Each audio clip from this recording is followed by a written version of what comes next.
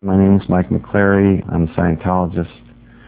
I got into Scientology in late 1968, and in early 1969 I went on staff at the San Francisco org. The first 3 or 4 years I was on staff, I was an auditor and a course supervisor, basically course supervisor for the academy levels and every other course that Scientology delivered at that time. I liked the tech then, and I still like it today. And in mid-1973, I was approached to join the Guardian's office at San Francisco org. And at the time, I did not want to get out of tech, and I declined their offer and said, basically, I'm not interested, I want to stay working with the tech. So they reapproached me again a few weeks later. By the way, Kathy O'Gorman was the assistant guardian at San Francisco org at the time. She was to become my senior. Doug Knopson was the assistant guardian for information, which is a euphemism for intelligence, and he was the one that was trying to recruit me. Anyway, I was approached a couple of weeks later again to join the Guardian's office, and they made me an offer, which was that I would get to go. I was at the time a power release, which is a grade 5, and they made me an offer that I could go up to OT4 if I would join the Guardian's office. And so I bid on that, and I said okay, and I joined the Guardian's office so that I could get some auditing. So I went down, I guess it was midsummer of '73. I went down to take my training at the United States Guardian's office, which was in Los Angeles. And the person who was the Deputy Guardian Intelligence United States at that time was Terry Milner. Dick Wiegand was one of his juniors. I'm not sure what post he was holding at the time. And Greg, don't remember his last name off the top of my head, Willardson. Greg Willardson was also working with him. And they were over the course students, overseeing the training of the course students. It took me 6 months to finish my hatting in the Guardian's office. I read all the various materials that for the Intelligence Bureau that you might see on the internet or appearing in court cases or hat packs since then, and I would have personal knowledge that the issues in those hat packs are correct and were the ones that were studied and were the ones that we used and applied in our daily work. I'll talk about some of those in detail and give you some examples of what I did to apply those issues. My understanding was that the issues were primarily from LRH. Some of the issues had nobody's name on it, but just by the way they were written, I assumed they were from LRH. Some of them were from Mary Sue Hubbard. Some of them might have been from the Guardian, who was Jane Kember. But some of them didn't have Jane Kember's name or Mary Sue Hubbard's name on them, and I think that LRH wrote them. The two specific ones that I'm talking about, they weren't under any kind of a normal issue like a policy letter or a guardian order or a ED or anything, right? It was just typing on a piece of paper. Mm-hmm. One was called Intelligence Its Role, mm-hmm. and the other one was, I don't even know that it had a name, but it told us how to do black intelligence operations, this particular piece of paper. And like I said, there was no author for those two things. Although my understanding, impression, and so forth was that they were written by LRH because of the style of them. I've read a lot of his stuff. I know how he talks, I know how he writes, And I couldn't imagine anybody else have written them except him because of the style of how they were written. The basic idea was that intelligence was supposed to collect information and form what was called an estimate of the situation. An estimate of the situation was not something that was cast in stone or something that you could necessarily prove in court, but based on as much information about the enemy as you could ascertain, you were supposed to be able to determine whether there was a situation with the enemy that needed to be handled or whether there was no situation. And basically you were supposed to be able to form a prediction, like in any war situation. You know, you infiltrate the enemy, you determine his size, his strength, what his next move is going to be, if he's going to make one, you know, that kind of a thing. And the whole idea of the estimate of the situation, which was a primary product of the intelligence unit, was to make a prediction. What's the enemy going to do, when, where, with what strength, and so on and so forth, right? And having made that prediction, then intelligence was supposed to handle the situation before it ever happened. And any time an attack came on the organization that was unpredicted, it was considered to be an intelligence failure. All somebody had to do was criticize Scientology and they would be considered an enemy. For instance, if they wrote a book that was negative on it in any form, if they got on a TV show or radio show, they didn't even have to go that far. If they were just talking to their neighbors and we heard of it.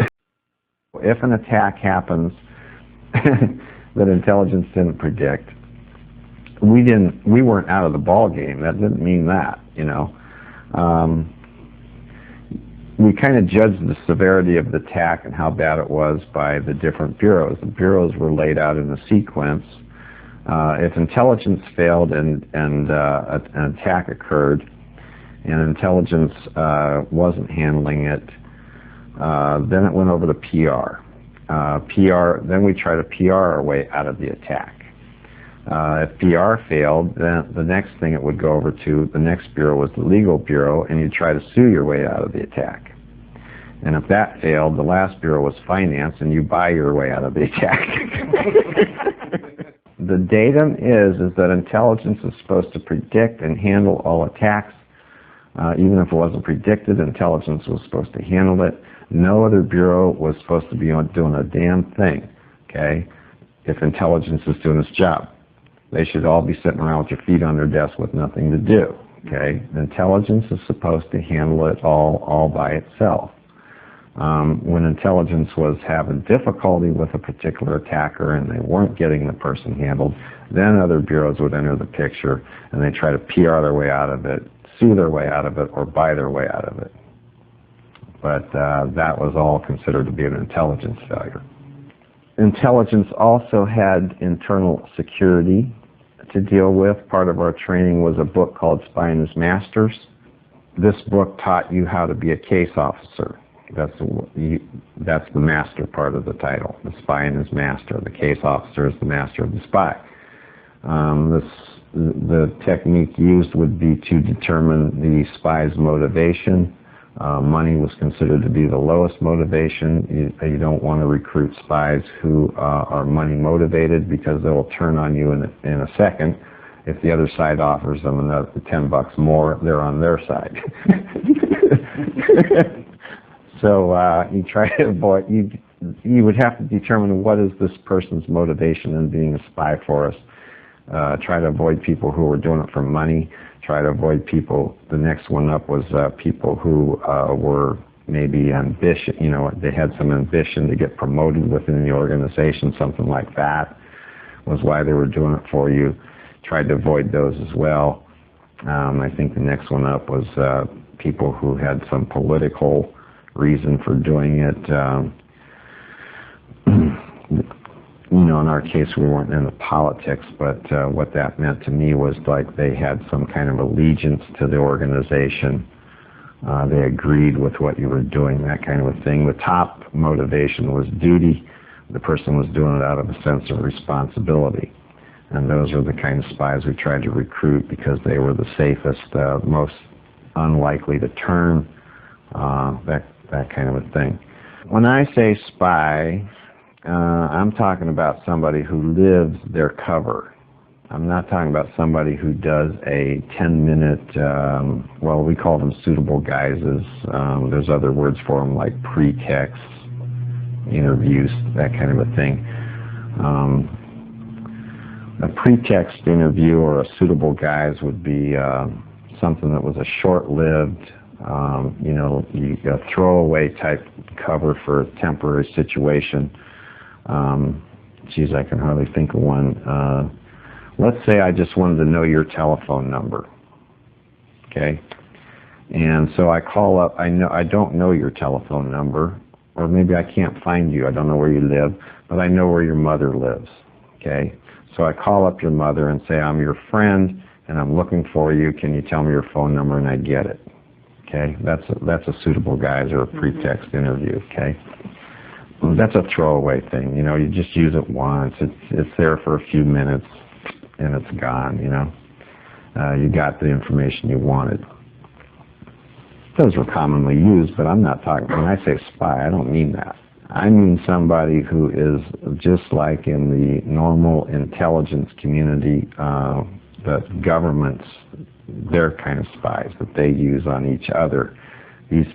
Those people live their cover. They have false identities in a lot of cases, and we did know how to make false identities for people. You basically go out and you look for an infant death in the newspaper around the age period of the person who's going to be the spy, okay? An infant death, there's a birth certificate on record there, but there's nobody who ever lived that life.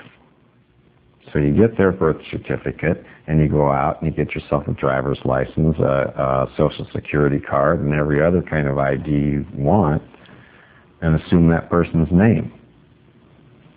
How do you get the birth certificate? Well, back then, I think laws have changed a little bit. Back then, you just walk in. It's public record, I want a copy of it. They didn't ask any questions. Give you a copy of it, and down you go to the DMV with it. This is me. Give me a driver's license, and do the whole bit, right? You build a whole false identity. And there you go. So that's how that was done. That would be a deep cover type of spy. Now this person is, when I say they're living this false identity, that's what I mean. They're going by this false name. They have false, everything's false. One of the nice things about that is this person could do any kind of a thing you ever heard of and never get blamed for it as his real identity. You know what I'm saying? It just wouldn't track back to him. We didn't do a lot of that. Mostly people would use their own real names, but they were still deep cover spies because they were living their cover every day. In a lot of cases, they had false names without going through the process of actually, building a total false identity for them. They would just say that we'd send them in to infiltrate the anti-cult movement, for instance, which is something I specifically did. What I did was I took a Scientologist. We wanted to infiltrate the anti-cult movement. I expelled this Scientologist, so on paper it looked like they were expelled. We wrote out the ethics orders, the whole bit, false ComEd, everything like that. And then this person was kicked out of the church. In everybody's mind in the church, this person was expelled Scientologist. The only people who knew that they weren't was, the guys in the intelligence bureau. And that's a deep cover spy. So this person would go out, and they were using their actual name, but their cover was that they were no longer in Scientology, no longer agreed with it, agreed with the anti-cult people, and wanted to do, they were mad at Scientology. They wanted to help the anti-cult movement expose it and stuff like that. And then, so of course, they were opened with welcome arms by the anti-cult people, and now here we go, and now there's my deep cover spy in the anti-cult movement. So predict. Oh, they're going to deprogram so-and-so tomorrow. Oh, I see. See what I mean? This group right here is a target for getting a spy in, and they ain't going to sleep at night until they do it. I'm afraid that's true. Okay. Hope it's not you. Well, I'll tell you something about that that'll help you find out who it might be. Because intelligence is also charged with finding spies in the organization. Now, that person I'm talking about that I sent in on the anti-cult movement, there is a limit to what I would let that person do. Okay? You know, they could criticize, they could help, they could complain, they could natter all they wanted to about Scientology. I really didn't care. But I would not let them go in the newspaper and say it. I would not let them testify in a court case against Scientology. That's going too damn far. You're causing more destruction than you're worth. Okay? You know what I'm saying? You can trust the person. Yeah. That's what I'm telling you. What I'm doing right here, no way, Jose. You ain't making no tape like that. You know what I'm saying? The case officer is going to put us, you know, no. You ain't doing that. Okay? So, that's one way to tell. In the case of this spy that I had in the anti-cult movement, we were predicting attacks all over the country with that person. I think maybe I was the only one who had successfully infiltrated the anti-cult movement because of what my seniors at USGO were saying. They were always calling me, going, who's getting deprogrammed next? And I said, well, isn't anybody else out there working besides me? Don't you have any other spies out there to tell you? Because they wanted to know what was happening in New York and Florida and everywhere else, right? Asking me. And I was up in San Francisco. We predicted deprogrammings and other considered cults, Mooney deprogrammings, you name it, you know. We predicted those as well and prevented a lot of them from happening. We consider them allies, you know. And so if a Moon was going to be deprogrammed, we would predict that, and we would let them know, and they would go hide the person or whatever they had to do, you know, to stop that from happening. That happened because of our spies. Mostly, I mean, our primary interest, of course, was Scientologists. We predicted those and prevented those from happening. I did read one of the policies where it said that we weren't supposed to do anything illegal.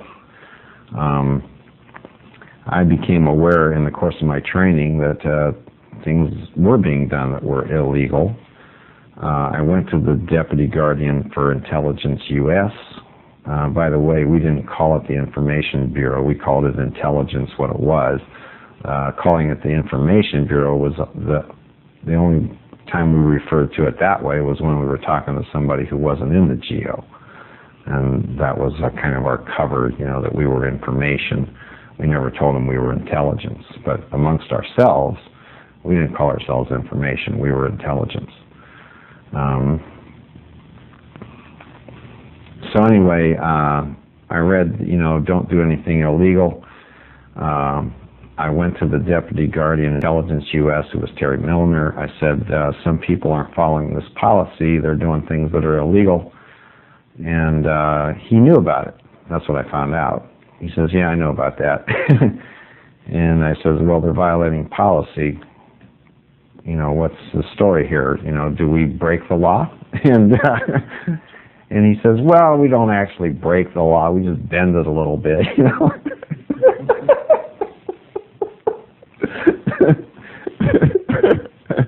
And he says, you know, he drew a line on his desk. This guy was kind of a crazy guy anyway. And he says, there's the law, you know, and he says, we cross over that line, and then we, for a little bit, and then we kind of scurry back and try to get back and stay within the law. And so I said, well, the conclusion I came to was that, one, he knew about it, two, he was condoning it, and I, out of fear, did not take it any higher than that. I just dropped it. Because I figured if he knew about it, then the worldwide knew about it, and I figured Mary Sue knew about it, and I couldn't imagine her withholding anything from Ron. I figured he must know about it too, so if I make any waves up lines about it to try to get that activity stopped, you know, then I would be dog meat, you know, so I just dropped it. far as Intelligence Bureau's handling of people, there's an issue. I don't think it has a title. Nobody signed it. It's not any kind of a formal issue. It was just typing on a piece of paper. My impression was that LRH had written it, because I can't imagine anybody else in the organization writing this and getting away with it. They would have been pounded into the dirt for having written it.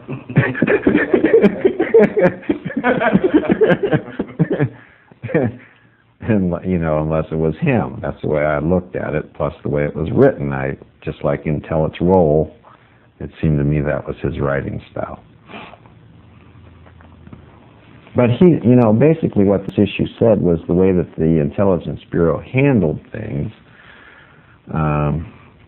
was that you perform something that I'll say, what I call them, is a black intelligence operation, and I'm not the only one who called them that. They're called black ops. One of the datums that we were taught is anybody that attacks Scientology has crimes. You know, that doesn't just mean crimes against Scientology, it just means crimes in general in the normal society definition and idea of what a crime is.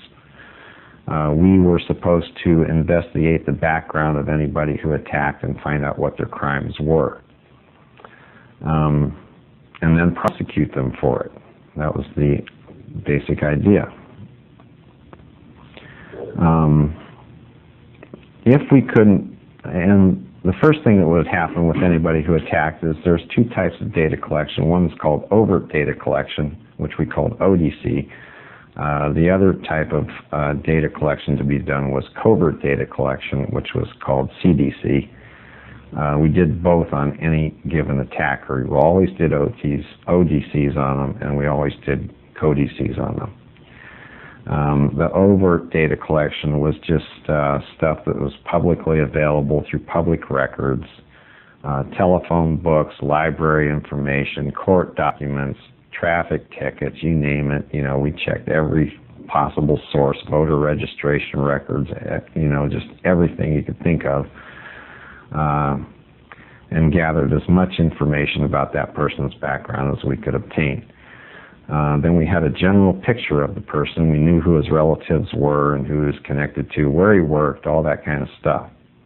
That came from overt data collection. Then you'd go into covert data collection, which was essentially, you know, probably getting a spy in on the person and trying to find out what kind of misdeeds the guy was up to, you know, what are this guy's crimes, you know, what is he doing? Is he cheating on his wife? Is he, you know, taking drugs? Is he doing anything else that broke any kind of a law whatsoever? You know, that's what we were looking for in our covert data collection. If we found crimes, we tried to get the person prosecuted and put in jail. That was the product that we wanted. That was the ideal scene. Get this guy behind bars, you know, for criticizing Scientology, basically. That's where you wanted them. You wanted them in jail. That was the ideal product to be obtained. Now, a lot of times we could not find this person committing crimes to put him in jail for. Maybe because he didn't have any, and maybe because we just couldn't find him. Either way. And I believe in a lot of cases it was just because the guy didn't really have any. The datum wasn't true. That just because they attacked, they had crimes. I didn't find that to be a one-for-one situation anyway. So now what do you do that you can't find any actual crimes? Well, that's what this particular hatting thing was about, was you perform black operations on the person. The first type of black operation would be to, okay, if the guy doesn't have any actual crimes, well, let's make him guilty of some crimes then. Manufacture some crimes, right? Set them up, sting operation type stuff.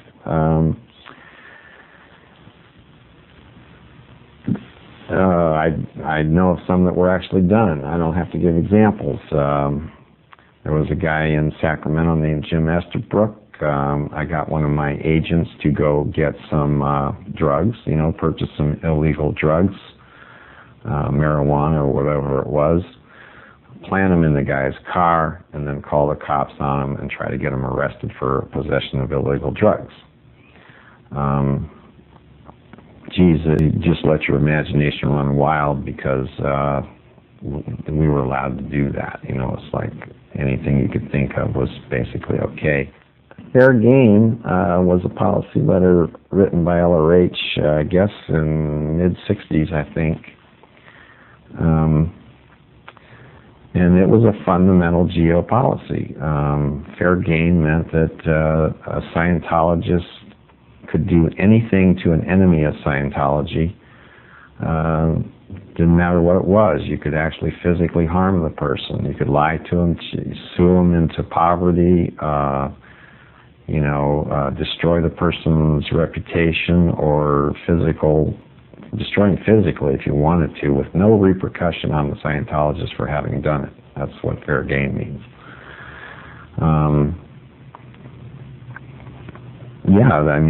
That's what we were doing. That was our daily job, was to apply that policy. That was our total job, if you ask me. You're attacking Scientology, you're fair game, whatever we do to you doesn't really matter, okay? As far as Scientology was concerned, you were in no trouble.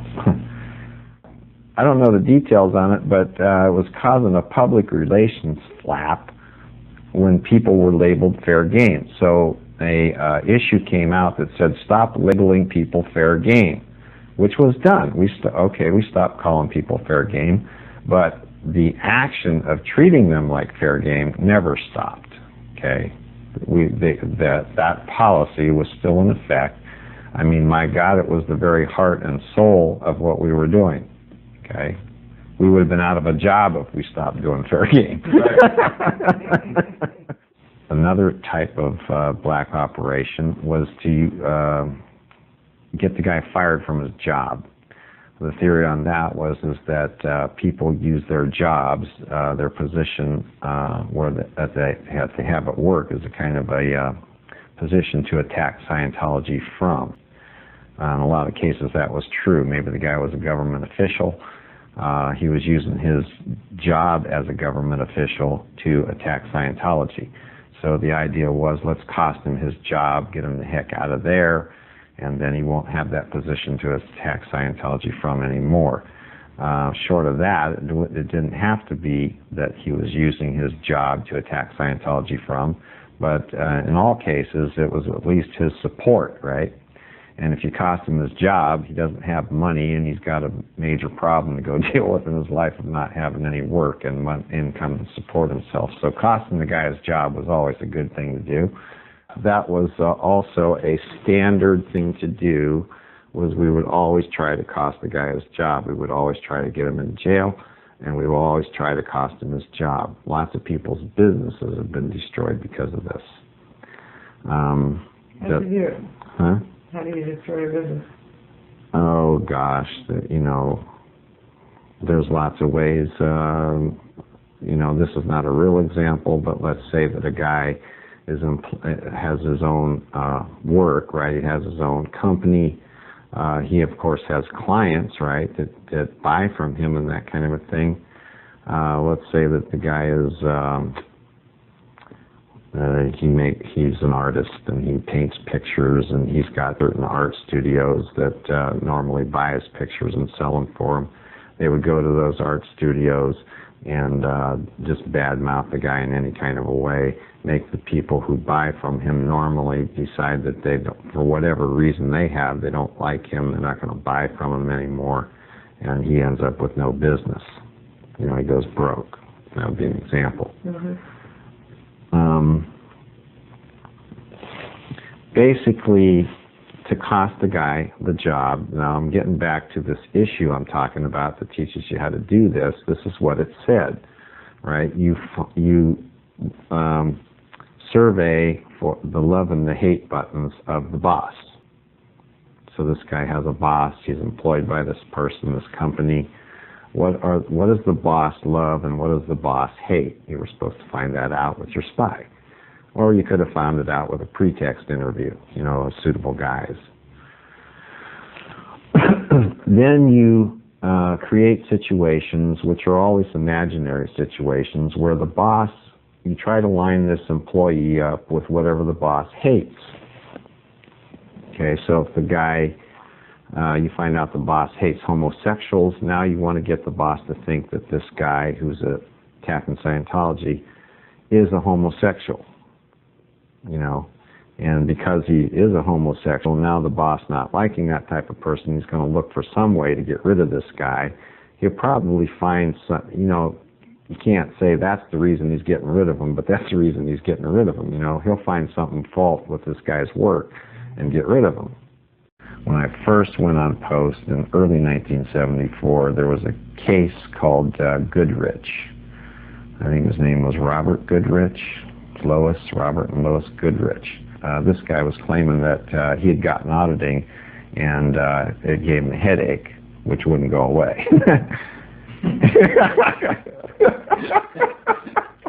Oh, no.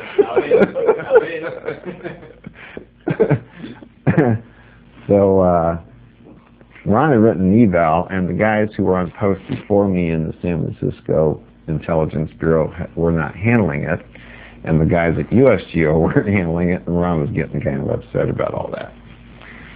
So he wrote that eval that said, you guys are missing the boat, you don't understand the importance of this, this has got to get handled. I don't know that he wrote any steps out, you know, of what to do. I never saw that. I just know that he wanted it handled. I went on post immediately, and that was one of the first things that we did handle. And that was a rather simple handling, as it turned out, because I got a spy in on them. You know, they were there for maybe 2 months, something like that. The person basically became friends with the wife, Lois Goodrich, and talked her out of doing it. That's how that happened. You know, it said, yeah, just basically, you know, said, you know, you really ought to just drop that case with Scientology because, you know, you're not going to win. It's not going to be worth it. You know, it's going to be a lot of headaches and then and then. And because they had become friends, she said, you know, you're probably right, and dropped the stupid thing. And that's how that thing got handled. I'll give you an example of using the love-hate button. Okay, this is an actual operation that I did. There was a guy in the health department in Sacramento by the name of Jim Estabrook. He was attacking Narconon. The reason he was attacking Narconon, which we didn't know at the time, was that he had plans for starting his own drug rehabilitation group in Sacramento, California. He was an official in the health department in Sacramento, state health department, okay? And he was using that position to attack Narconon from. He wrote a very criticizing report, you know, about that thick on the subject of Narconon. We found out that through the spy that Jim Estabrook had plans on starting a new drug program, which he was applying to the state for. He was asking for the state funding for his new drug program, which he was going to hold up in the mountains. One day, me and my right-hand man took a drive up to the mountain community where this was going to happen. Okay. We picked up a couple of teenage girls that were hitchhiking on the road. We went swimming in a river with them that day. Just got in communication with these 2 teenage girls, and while we're driving them up to, after we went swimming, we're driving them up to where they live. And I said, by the way, what if people don't like up here, right? I'm working the hate button, see? And they say, well, we hate hippies, right? So I go, okay, you guys hate hippies. And in fact, she tells me the story. She says, I'll show you how bad we hate hippies. There's a guy up here that owns 2 houses. He lives in one. The other one's vacant. Some hippies moved into it. He came over with gas cans, poured it on his own house, and burned his own house down. That's how much we hate hippies. So I go back down to Sacramento. I recruit about 6 to 8 Scientologists. These are all guys. And I say, you don't take a bath for a week, you don't shave for a week, and at the end of that week, they did that, right? We dress them up like hippies. We go up there. I've got a radio. They have a radio. I have them wait outside of town. They're in some hippie-looking dumbass van, right?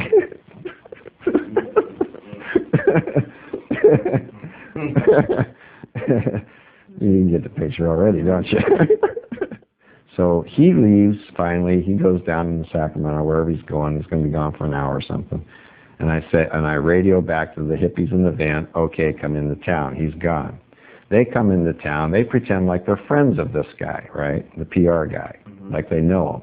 Hey, where's Mike so-and-so? We're his good buds, right? And my God, ARC broke everybody in that town badly, okay? It's like the stuff they did everything they could possibly do that was untactful, to insult people, to they would like go into some shop or some little old ladies in there with her values, and they would go, you got any stuff we can roll our weed with?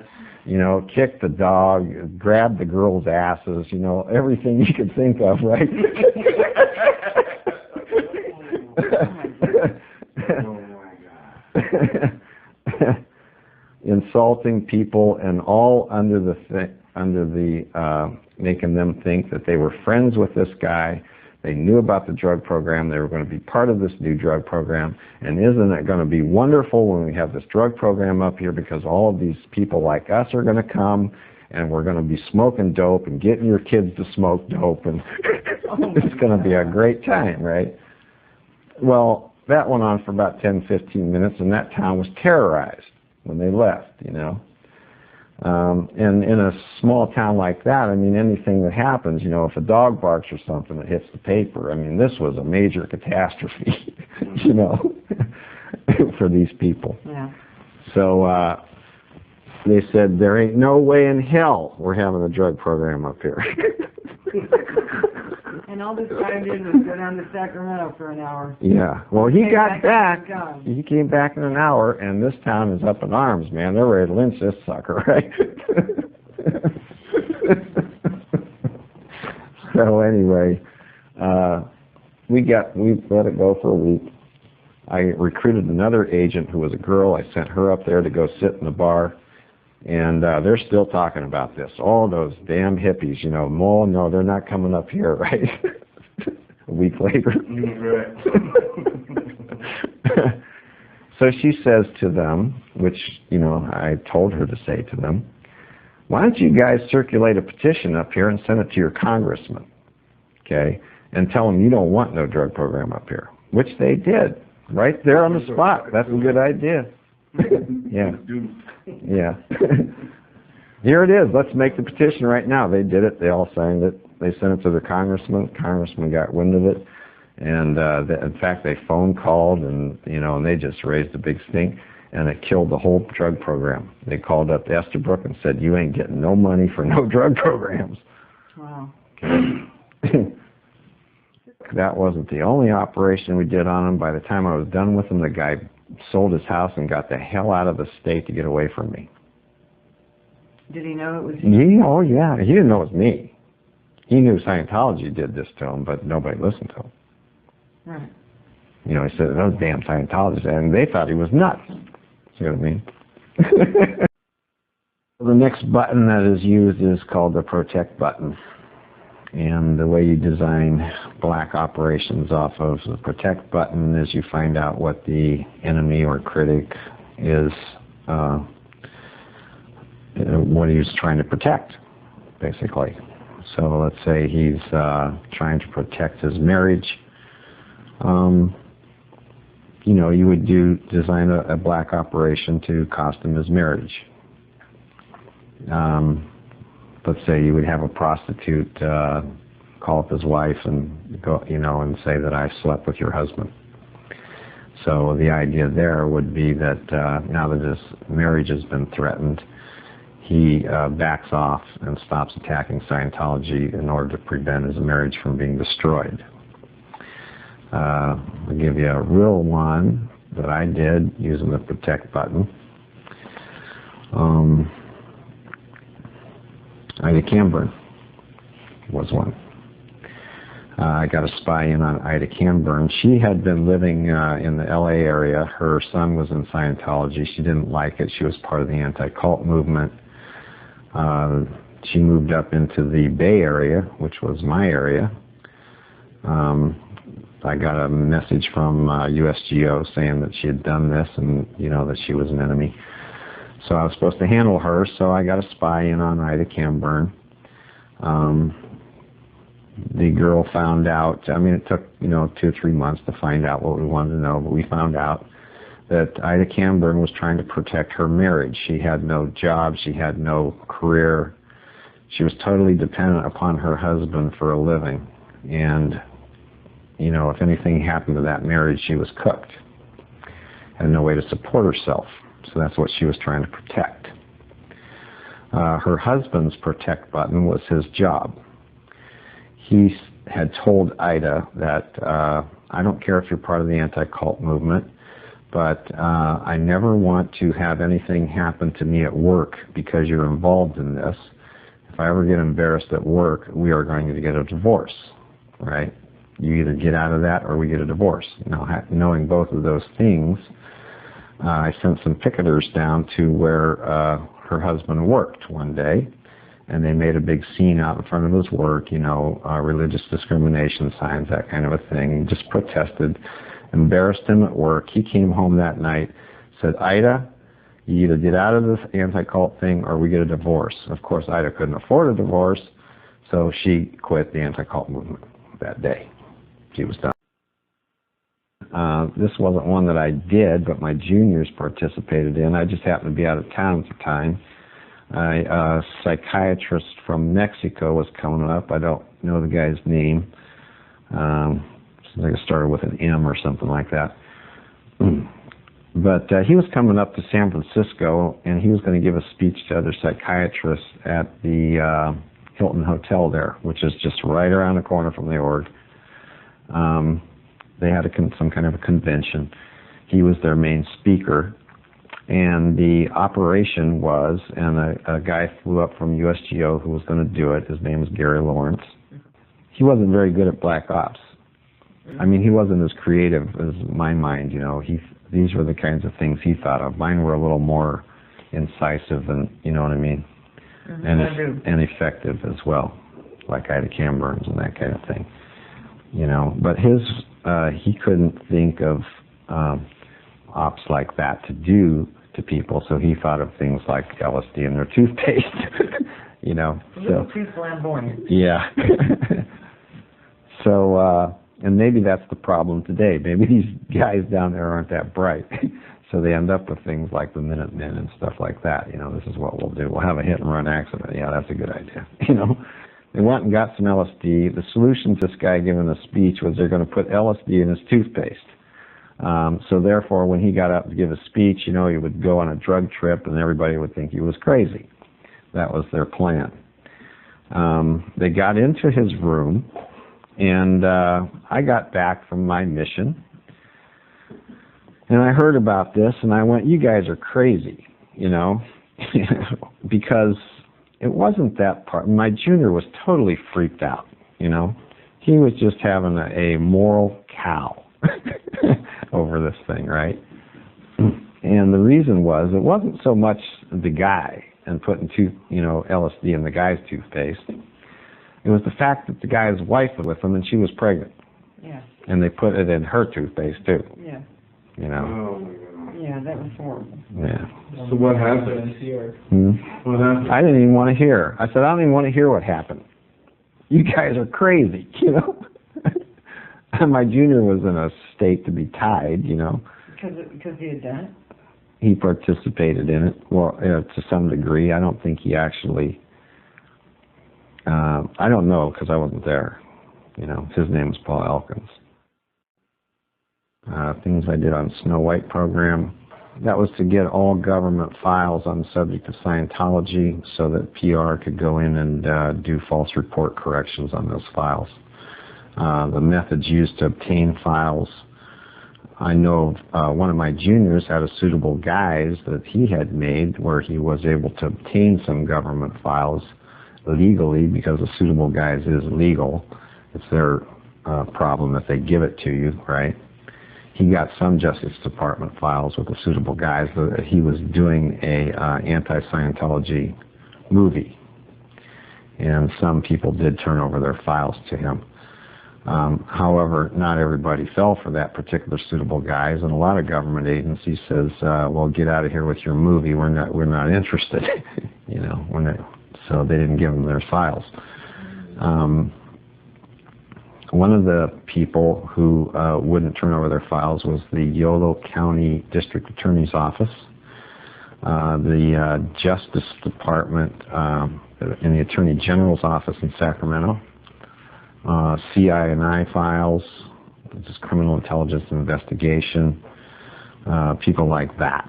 You know, they just wouldn't turn over their files. So we had to all resort to some other methods to obtain those files. In the case of the Yolo County DA, his name was Roger Brown at the time. The way we got into his files was at night. Well, actually, I took my right-hand man with me, had him go inside the office while they were still open, go into the ladies' bathroom, and hide in there. So everybody left that day at 5 as usual, locked up their doors and windows and so forth, but my guy was in the bathroom. So after we knew they were all gone, he opened the back window to the ladies' bathroom. I crawled through. We had lock picks. We got into their locked file cabinets, got out the Scientology files, and copied them all on their copier. Wow. And crawled out the window and left. That was how we got those files. In the case of the Attorney General's office for the state of California, we just went in there after hours. We got in.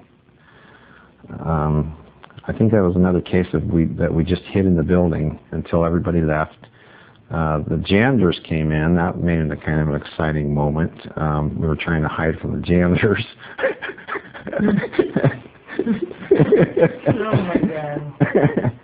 But that was another case of lock picks. This is how we got them. You know, got into the file cabinets and copied their files. I did another one where they sent me to get the files of the World Federation for Mental Health. The headquarters for the World Federation of Mental Health was in the Caribbean at the time. I think it was Grenada or one of those countries down there.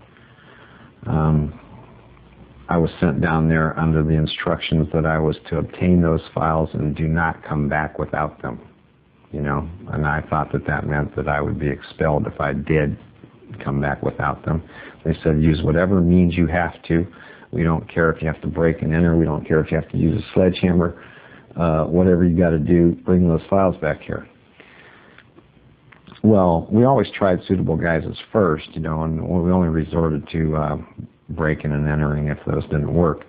I had another missionaire with me who had a suitable guise of being a Time magazine reporter. We had built a complete identity for him that he was, in fact, a Time magazine reporter. So we go down there. I was the backup, and I was to do the B&E or whatever it took to get him if he failed to get him. B&E. Breaking and entering. Illegal method of entering a building. So we went down to the Caribbean. He used his suitable guise on whoever was there. I was not with him. I was waiting outside. The place was incredibly fortified. Guards walking around, armed guards with police dogs and that kind of a thing. And I'm going, yeah, and I got to come back with these or else, right? So what'd you do? And what'd you do? Well, it turned out, he goes in with a suitable guise. He finds out that they are just in the process of moving the headquarters from there to Canada and that the files weren't there. And so he told me that, and I went, oh, wow, I'm glad they're not here. I just see me in some foreign country, right, in jail, or some dog gnawing my ankle off, trying to get those files. So we reported that back and said they moved the headquarters to Canada. The files are up there. They said, okay, you're on your way to Canada, which we did. We went to Canada. It was Christmas time, and nobody was there. There was nobody to do suitable guys on. Everybody was on Christmas vacation. It was a hospital, mental hospital. So we tried to talk the receptionist of the building into letting us into the office where the World Federation for Mental Health headquarters was. And we actually succeeded at that. The plan that we devised was that we were going to leave a Christmas present for the president of the Federation. Since he wasn't available for us to hand deliver it, we said, can you let us in his office? We'll put the present on his table, and then we'll leave. Okay, well, she agreed to that. My partner went in, he put the present on the table. While she was going in and letting him do that, I got a piece of tape behind me, right, and I taped the door, so that when you shut the door, the latch doesn't close, right? Watergate, right. So that's how we got in that office. As it turned out in that case, the files were en route between the two. They actually weren't there. So we took some other stuff, about how they were electric shocking people, or, it was something about a report on Russian electric shock and blah, blah, blah. We got whatever they had. We got back and said, told them, that as it turned out, the files were in transit. They weren't at either location at this point in time. We didn't get in any trouble for it. It was like, I guess they fired another mission later to do it. The way we got the files out of the health department files on Scientology was we went in the building after hours. We had to work around the cleaning people every day in that particular situation. We posed as employees of the health department in that situation, and we'd sit at desks and pretend like we were working while they did their cleaning.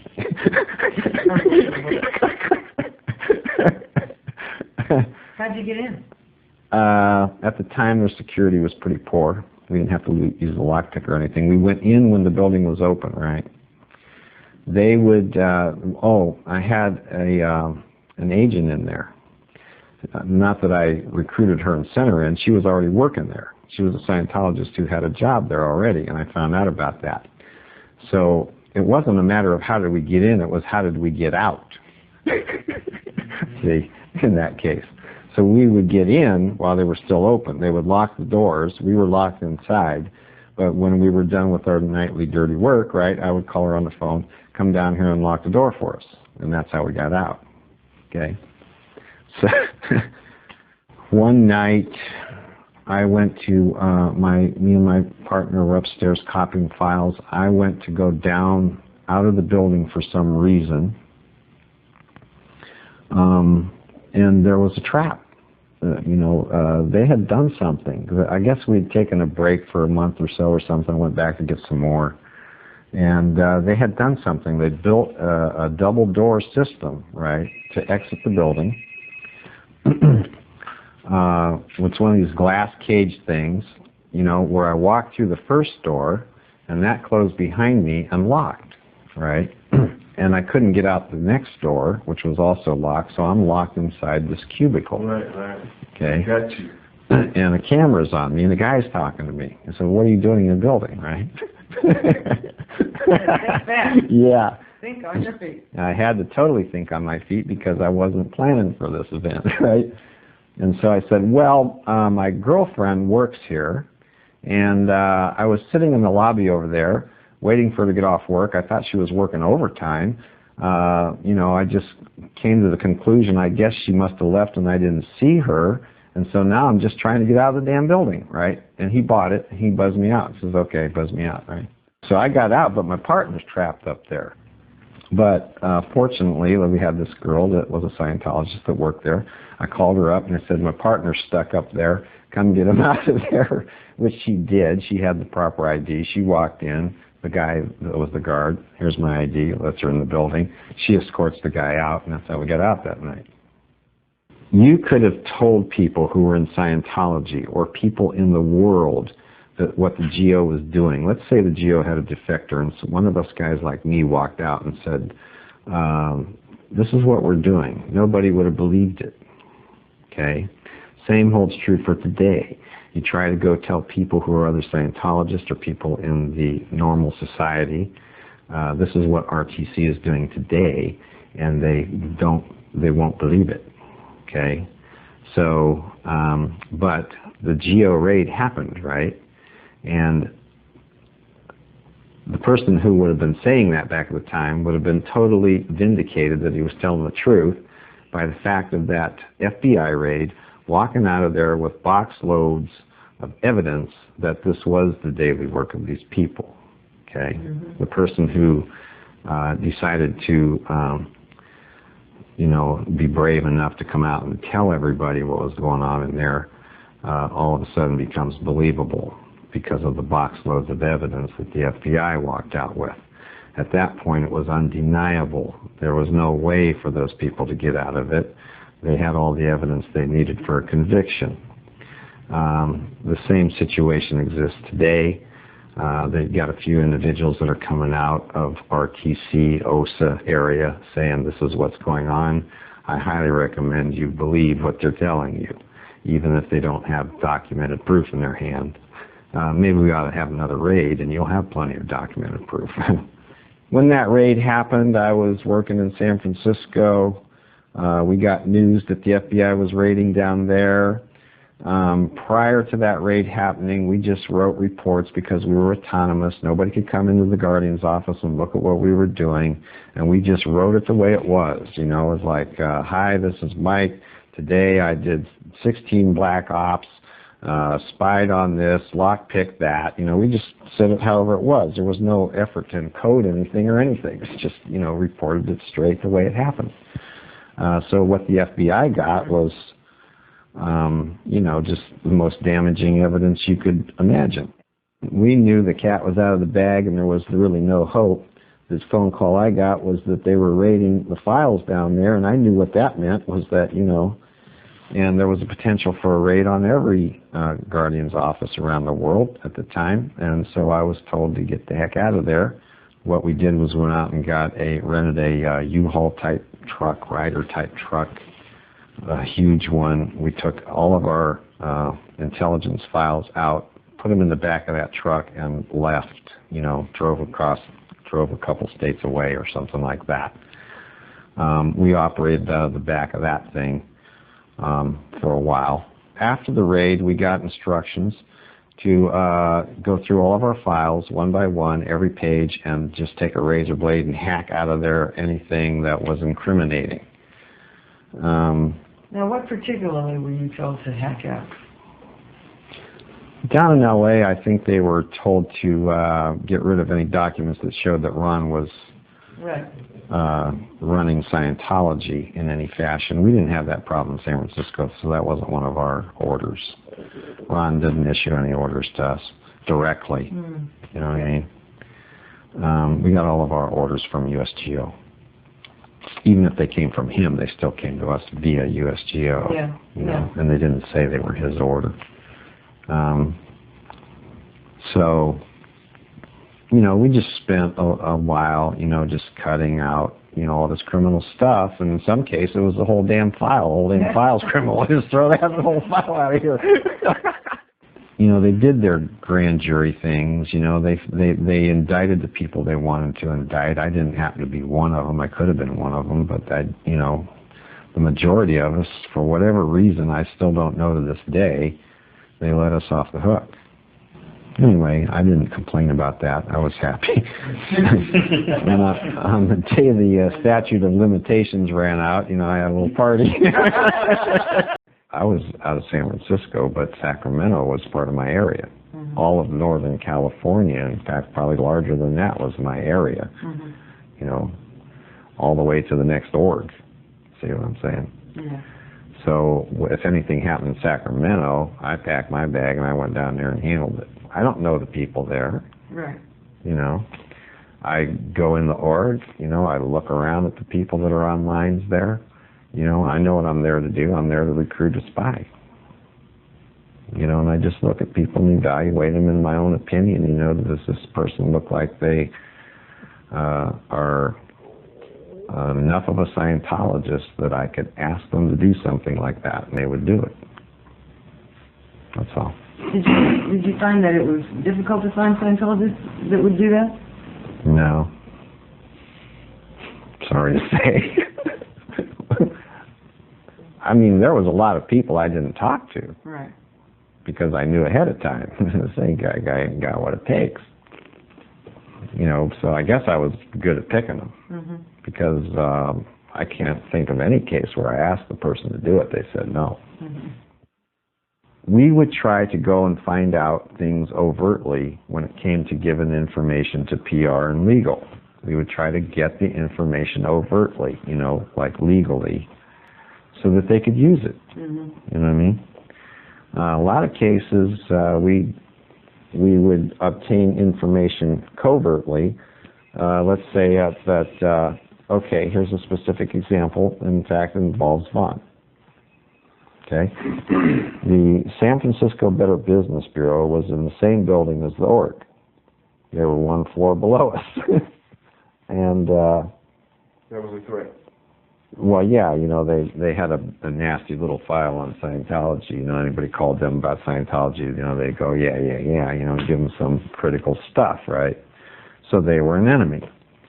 So we, you know, our task was to get their file so that PR could go in there and, you know, try to dead agent the thing, that kind of stuff, you know. Well, I got a Scientologist to be the janitor for the building. That gave us the key to the Better Business Bureau. Okay? He handed the key over to me. We went in there at night, me and a couple other guys. We copied all their files. And then we walked out and we had them. That's how we got them. Then PR, which was Vaughn at the time, Vaughn Young, PR in San Francisco, we turned the files over to him. So we had to have some story about how did we get this. Well, how we got that is that we wrote a letter. We didn't write it. We typed it. We went on there. We went on the BBB's own typewriters, right? Because you can track typewriters. Like fingerprints sometimes. Yeah. Yeah. Right. So we didn't type it on our typewriter. We typed it on their typewriter. Why not? We're in their damn building. So we typed a little letter from you know, the letter said that, you know, they had some axe to grind with their boss, and the BB, that like it's coming from a person who works at the BBB, right? Is typing this letter, and by the way, I don't think this is right, and here's their file, and mailed it. Well, that isn't how we got it, but that's what the letter said how we got it, and therefore that made that data overt. See what I mean? It looked like it was overtly obtained. Well, it wasn't. Well, that's common practice. I mean, that's just standard everyday stuff, okay? We had to take information that we had obtained covertly and illegally and make it, you know, make it overt. How can we use it overtly? How can we use it legally? How can we use it in PR? Yeah. That was, you know, just part of a day's work. Okay, so that's how we nailed them. Okay, so then Vaughn goes and gets the press, right? The media I'm talking about. The newspaper guys, right? The TV guys, cameras, everything, stomps into the BBB, throws the file down. What the hell is this? You know what I mean? And then proceeds to tear them up in front of the press. So there's nobody who's safe from this. There was nobody excluded from this. I don't care if you're a judge, you're the president, you work for the CIA. It doesn't matter. You're just a private citizen. You're a cop. I don't care if you're a cop. I would tear you apart. You know what I mean? With this tech. No boundaries. No. No boundaries. my frame of mind at the time I was doing this was that, which is no question in my mind, the frame of mind of the people who do it today, is that Scientology was the savior of the world, or if that's the right words. We were going to clear the planet. We were going to eliminate criminality, insanity, and war on this planet. Those are the aims of Scientology, right? And we felt like we had the technology to do that with, and that anybody that would destroy that technology was, you know, fair game. Well, we weren't going to let them do it. After the raid in '77, I started really getting physically ill, you know, ending up in hospitals and stuff, and because I was hating what I was doing, and I wanted to get out of it in the worst way, but I didn't know how, you know. In 1979, 2 years after the raid happened, they asked me to be the security officer at the USGO. And I hated LA. I loved San Francisco. I never wanted to leave. They'd always been asking me to go work at USGO. I always said no because I don't want to live in LA.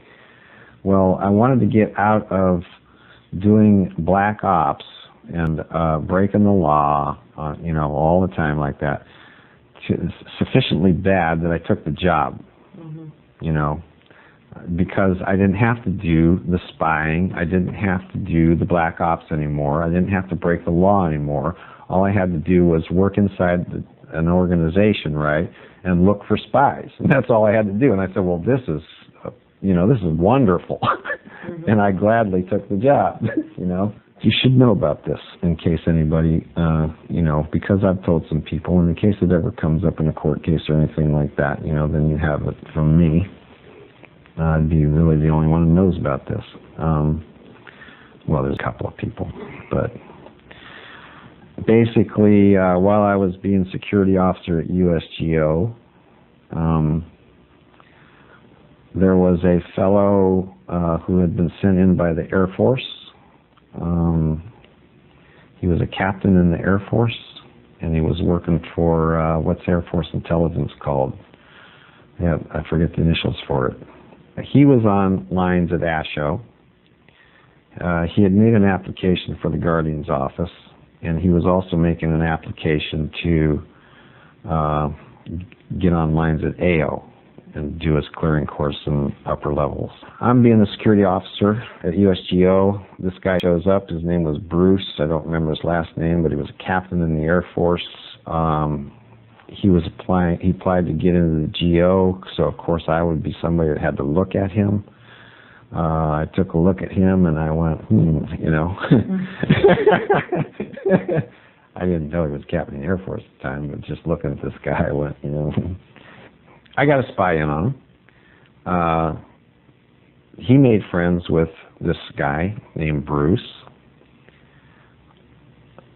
They were powwowing around at night together and stuff like that. My spy was, of course, you know, his cover was to pretend like he was somewhat disaffected, you know, and therefore could be trusted. Once that was accomplished, then I pretended like I was the person, although I wasn't, right? He wanted to get on AO lines. I found out from my spy that this guy was stealing materials from ASHO at night and mailing them back to an Air Force base in Georgia. He wanted to get on AO lines. He was applying to get on AO lines. And therefore, I told him, now he didn't know who I was, right? He didn't know where I worked or anything. I told him that I was the person who worked at AO who approved people to get on AO lines. So he thought I was the guy that he had to appeal to get approval. So I said, well, before we give anybody approval, you know, we ask them questions on a meter first. And I had a sec checker who was also a GO person. Her name was Connie, maybe Rhodes or something like that. Right. Yeah. Frank and Connie Rhodes? Yeah. She, you know, I liked her. She was tough. Yeah. She was also funny. But anyway, she did the meter stuff, right, on these guys. I would sit in the room beside of her, and I could also ask questions if I wanted to. Although this isn't gangbang check type stuff, you know, I didn't keep people up past all hours, you know, I didn't beat them up or anything. Basically, our technique for catching people was investigation tech, not the meter. The meter was there to fool him, not that we were relying on it in any way. We didn't care what the meter did. Okay, it was just a delusion, a tactic for him, thinking that he believed in the meter, we did not. Okay, so that's why he was on a meter.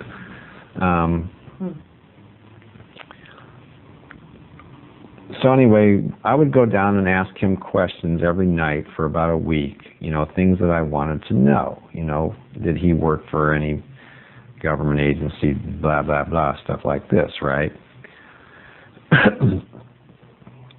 We led him to, he lied through his teeth, right, to us, and on every question I asked him. We led him to believe that we believed his answers, right?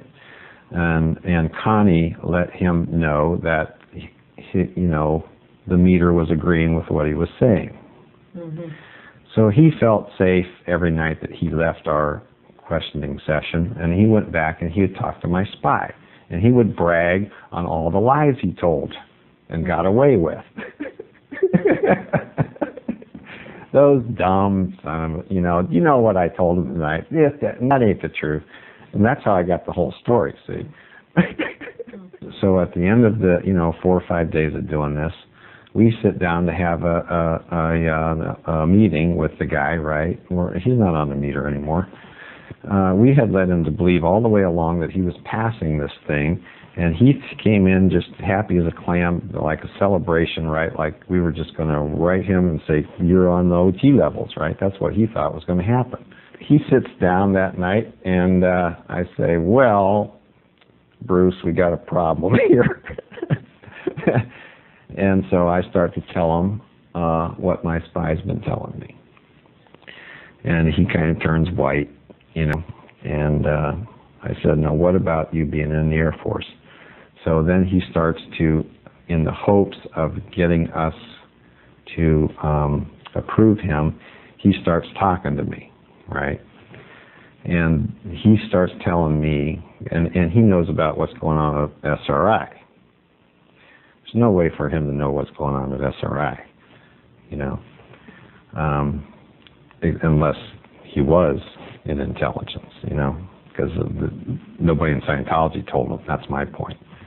The government had to tell him about it.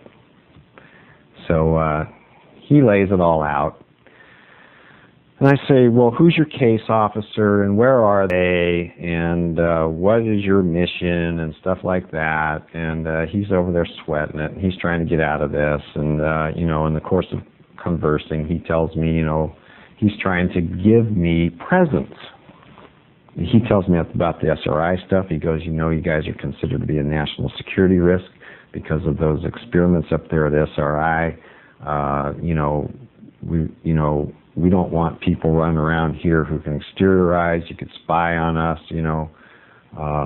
Also, those tests that you did with the magnetic fields, right? A guy could influence him with his thought.